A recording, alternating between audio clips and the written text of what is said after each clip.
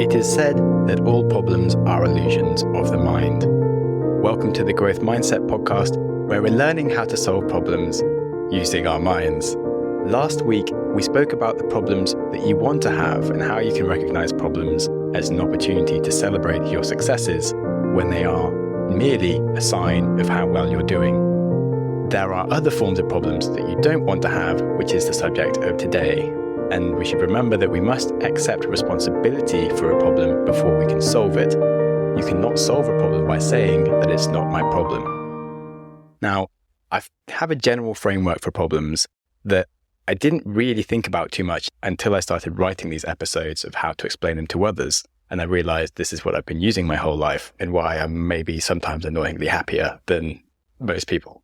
Back on the train of trying to be more zen, a guideline being grateful is not complaining, at least not in a way that you hold personal annoyance about something. Like, sure, it's okay to say that the weather isn't great, or just have chatter with people around things that are going on in life and some difficulties, and just relating to other humans on a level is natural, but complaining to the point that it gets you down doesn't help. And in general, complaining is an indicator that there are problems. And for the sake of simplicity, there are 3 buckets into which the types of problems you might complain about will fall, and it's important to work out how you then react to them. The first type of problem is the problem that you want to have. Those are for celebrating. The second type of problem is problems that you can do nothing about. Sorry. Such as your girlfriend making a noise whilst you're recording a podcast. The problems that you can do nothing about, you need to accept them and move on. Lastly, there are the problems you don't want to have. You need to remove them as quickly as possible and then move on. So firstly, the problems you want to have, that was the subject of the last episode. And these are the problems that you'll only have because they are integrally related to a positive situation in your life. The quote, "If you want a pony, you have to shovel crap." You can consider these problems just a small cost of the good thing that you want. You obviously want to keep the good thing in your life, so you can't remove the smaller problem, and instead of being annoyed at the problem all the time, you should merely celebrate that you also have this problem as recognition of the fact that you have this wider great thing. Life is a win. And now for the second set of problems that we will go through in more depth before finally going to the third set of problems. But for this section, we are talking about the problems that you can do nothing about. These are things like the laws of nature and problems wildly beyond your control. Usually stuff that you're born with or can do nothing about, like aging, recessions, disabilities, the weather, your family, taxes, previous mistakes in life. In all cases, it's basically our duty to accept them as quickly as possible, and it's not worth wasting any of our short time on this earth fretting about them. If you think of life as a game, these are the hand you're dealt, and you have to work within the rules of the game. Accepting the confinements of both the rules and what you have, however unfair they may feel, and playing with your cards will make the experience of your life much better rather than getting frustrated by it. Dwelling on something that you cannot change isn't going to make your life any better. It's just going to create the mindset that you won't achieve happiness until you have something that you are never going to have. Thus, you are actually making your life worse by wanting something that isn't possible. There's a saying that says, if we cannot change reality, let us change the eyes with which we see reality. I think a problem that plagues many humans is how much of our times we spend dreaming about things that aren't going to happen. Of course, we say that waking up is when you stop dreaming, right? But what if we actually live our lives in a permanent illusion of the world? Dreaming of how a conversation could have gone. Dreaming that our work was better. Dreaming of numbers in our bank account being different. Expectations are simply another word for dreaming, as are frustrations. And of course, sometimes it is hard to look at reality right here and now and accept it as it is for what it is. But removing our desires, fantasies, and dreams that we layer on top of reality, that is the moment when we are finally awake and living in the present. Wanting things to be this way and that way, it creates an illusion that they should be this way or that way, but nothing should be what it isn't. A neutron should no more be a proton than a rainy day should be a sunny day, or an elephant should be a sock. They are each what they are, and they shouldn't be what they are not. What would happen if someone, let's call him Dave, looked in his sock drawer one day and became frustrated that they weren't all elephants? We would say there is something very wrong with Dave. A sock can't be an elephant, we'd say. Whatever are you thinking? Dave, you've gone mad. However, if Dave was to think that Melissa should love him, even though she doesn't and never will, apparently Dave thinking that Melissa should love him is a completely fine and acceptable thought for him to have, even though Melissa could never love Dave right now, because he isn't what Melissa loves. It might be something to do with the fact that he wants to wear elephants as socks, the sicko. But anyway, let's say that you were to burn your roast potatoes and want them to not be burned. That won't make any difference. They are still burned. Wanting things doesn't change them. It just means that you haven't accepted reality yet, and that is what makes you start to feel bad. Burnt potatoes aren't tasty, but you don't have to eat them. You can throw them away. The burnt potatoes in themselves are not a bad thing. You can eat the rest of your meal, and you can have a delightful day if you choose to. Alternatively, you can be a moody pissbag all afternoon if you choose to do that instead. But you have to realize you are choosing it. The world isn't making you moody. You are making yourself moody.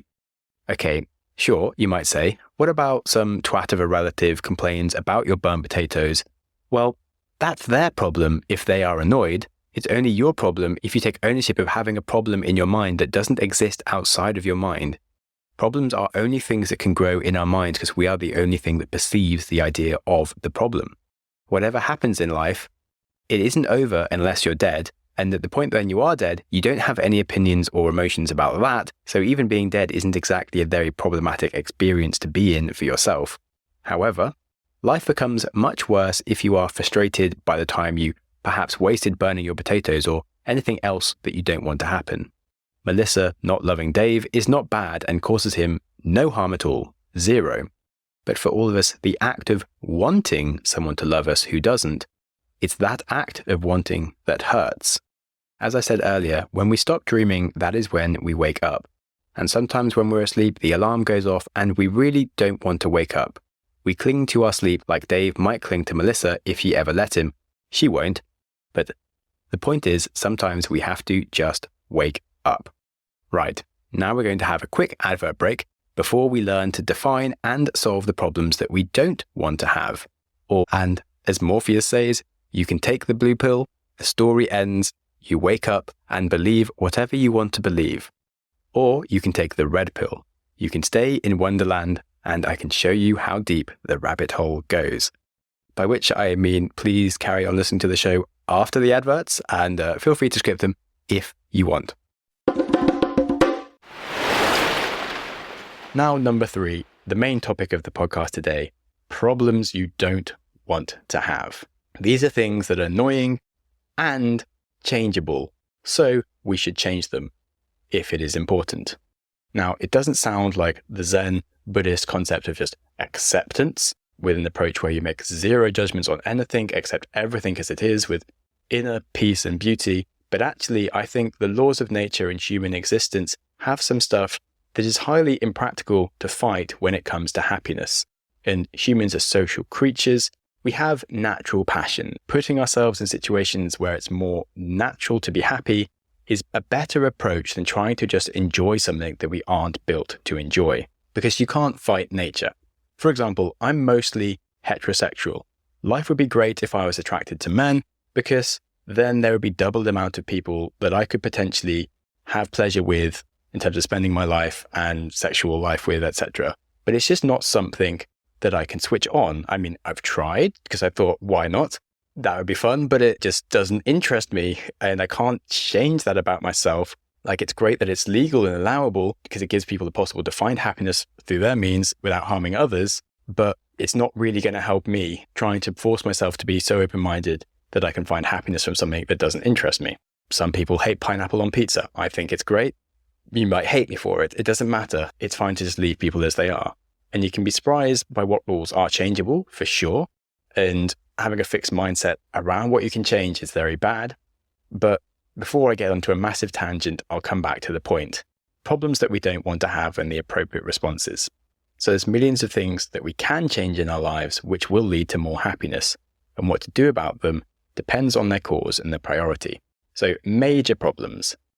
There are a few core things that come from our root nature, and they deserve a radical response. Things like community, purpose are existential things that we have to get right in our life. Who do I spend time with? How do they nurture me? What do I spend time doing? What's the point of the things that I spend time doing? If we get those wrong, that can lead to like major midlife crises or early life crisis or late life crises. And either way, depression and living with them can become too much and we have to change things. That's why you should get them right. You should consider changing where you live, who you live with, your friendships, your career, your hobbies. All of those things are pretty major impact decisions that you should make correctly. And it's worth having some major upheaval to remove these problems from your life if they're bringing you down. There's a lot of link up between these things, such as your hobbies will depend on where you are, who your friends are, and who your partner is, etc. Equally, your friends will change based on the hobbies that you enjoy, and all of them kind of work in harmony to build the sort of lifestyle that you have. So that's why it's a major impact when you change these things. And when there are problems within them, those are the biggest problems that you can solve in your life. Then we move on to things like millennial problems. Having too many interests and desires all at once is an issue. Wanting to be good at a million things, having a social life, having a good career, using social media, reading newsletters, reading books, watching YouTube, being up to speed on news, being up to speed on the economy, being up to speed on politics, doing yoga, going running, having a painting hobby, so on and so forth, starting your podcast. Like, wanting to do all of these things at once is a problem. Having interests and curiosities is fine. Embracing all of them all the time, every week, means you will inevitably let yourself down, you'll let others down, you'll commit to too many things, and it becomes hard to prioritize and work out what the hell you're even doing. It'll take up too much of your attention, and things like social media and other stuff will just take more of us than the other things that we actually want to prioritize and put time into. You can blame the internet or how you're brought up or whatever. The point is, if you're complaining about your lack of time or annoyances of things you want to do, that can be solved with prioritizing what you want to do and being a little bit more minimalist with your life and accepting that you can't do everything. Deciding on the few things that are really worth doing and putting your focus into, cutting out, limiting other things will give yourself more of the things that are truly important. And that is a really big act of self-love. When people ask you what you're doing with your life and you say things like, "Oh, I'm just so busy," that's one of the things that is my life goal to never say. Because complaining about not doing yoga again this week should make you realize that the problem is that you want to fit too many things into your life. Because if you wanted to do something, you should be doing it. If you're not doing yoga because you chose to focus on your writing, that's fine. You can't do everything. The cost of doing your writing habit means that you don't do your yoga habit, and it's a price you're willing to pay, so you shouldn't be complaining about not doing yoga. The important thing is to shut up and be happy doing the few things you like doing and not trying to do everything. If it turns out you wanted to do yoga, but actually you just missed it because you're spending too much time on social media, then maybe it's time to cut out so much social media from your life, or accept that you do like spending some time on social media after all, and your priorities for yoga aren't what you thought they were, because ultimately your priorities are the things that you actually do, even if you think they're your priorities or not. And you could accept that. It's fine. The issue of too many desires has come to define millennials, which is why I called it millennials problems. But to be honest, it seems to define all humans at any age, in any era of humanity. It just happens to be labeled on millennials a lot lately. So I'm possibly just adding to the narrative, which is false. But we do all seem to be overwhelmed with too much choice and the mindset that we can have all things, even though we can't. And that's a very grand topic for another time, with which the growth mindset is sometimes a flaw, where people think they can achieve anything, which means they can also achieve everything. And that's not true. You can only achieve some things, not all things. Now, smaller problems on the surface aren't major life-changing problems. They aren't things like the millennial problems either that overwhelm us. And small problems are worth scrutinizing to see if they are classified correctly. E.g., my boss has bad breath. Well, if you hate your job, then maybe you should change your career, because it's actually part of the big problems that you need to change. And there's no point focusing on your boss's breath, because there's a bigger problem you need to fix anyway, and that will then fix the smaller problem. The other option being you love your job. Okay, well, perhaps you could talk to your boss about his breath or something. And if you're not prepared to do that, then accept it as a cost of achieving the good job that you want. And one of the laws of life of things that you aren't going to change, because if you're not going to change it, you just need to accept it and move on already. When you're looking at things that you complain about, you really need to just scrutinize the real complaint behind it and how important it is. If you struggle to find a way to accept this complaint, it possibly fits into something bigger that you do need to take action for. Of course, things aren't always completely clear, and there can be sort of changes to what we enjoy over time. There are certainly blurry lines between problems that you do or don't want to have as your life changes and things naturally ebb and flow, as is the nature of existence. Experiences that used to be a total win for you and are worth a sacrifice may no longer be the same. For example, as you get older, travel does change. Younger people tend to enjoy traveling a lot and are happy sleeping in hostels, happy packing all their worldly belongings into a backpack every few days to run off and see another city or a mountain at whatever. Of course, after a while, all these new things become less interesting. The sacrifices that you make start to feel like a higher and higher cost compared to the reward. Things like back pain, food poisoning, 30-hour bus rides become something that actually we can only complain about, and we don't have gratitude for the ability to see yet another new thing because we've seen plenty of new things and it's not actually that important to us anymore. And because of these changes in our life, the things that we become grateful for and the things that become problems change as well. And change is all part of the beautiful experience of being a human, and there's no need to complain about it. We can just remain open-minded to questioning our feelings and going with the flow. So, in conclusion, complaints are brilliant as a tool to reflect and learn about ourselves and improve our lives. You shouldn't just never complain. That would be really bad for you.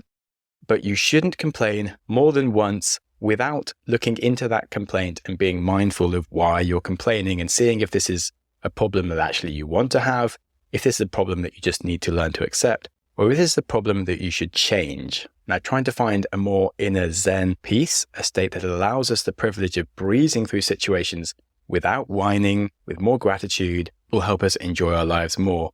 And then, when we occasionally do make a complaint, we can look at it as something to help us check in on why we're complaining and where in these categories it falls into. Like, is it a sign of a good thing in your life? Then you can reframe it as a positive.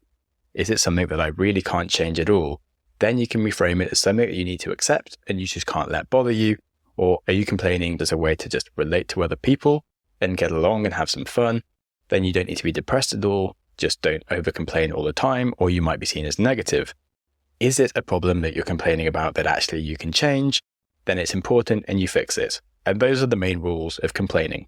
Now, of course, these things can change over time. When you first had the complaint, it might fall into like a problem that you wanted to have. But if you do keep on complaining about it, it might be a sign that this thing isn't such a priority in your life anymore. Maybe you don't need a pony in your life anymore because you don't ride it, you don't have the time, you have other interests of what you want to achieve, and you don't want to shovel all the crap that comes with having a pony. And maybe it's time to sell the pony and accept that you don't ride ponies anymore. When you first got it, it was a problem you wanted to have. You wanted to shovel the pony crap, so you got to ride your pony every day. But now you don't want your pony, so you need to sell it, etc. Your tastes change, and sometimes we take on too many things. That's life. So I will leave you with this. Our dilemma is that we hate change and love it at the same time. What we really want is for things to remain the same, but get better. This is, of course, the endemic with our society, that we just complain about things without being willing to change them. What we need to do is either change our surroundings or change ourselves. And you're just going to have to reflect on that and accept it. So thank you very much for listening. Do remember that life is for enjoying after all. And if you want to enjoy your life, that starts with enjoying today. So be kind to yourself. And whilst you're at it, be kind to someone else. Thank you so much for listening. Go you! Your consistency to reach the end of an episode is legendary. My hero! But when we learn things, it's important to reflect. So I politely invite you to take a pause, rifle through the biggest ideas you just heard. So here's your opportunity to hit pause and have a think. Okay, did you wrestle with some insights? Information doesn't stick when we race from one podcast to the next without using our brain to play with the knowledge. So here's another go at a pause. Alrighty, I'll let you off to continue with your life now. If you have any ideas or feedback for the show, I'm always interested to hear from you. You're the best! And other than that, please stay curious. Curious. Quote. Smiling for no reason.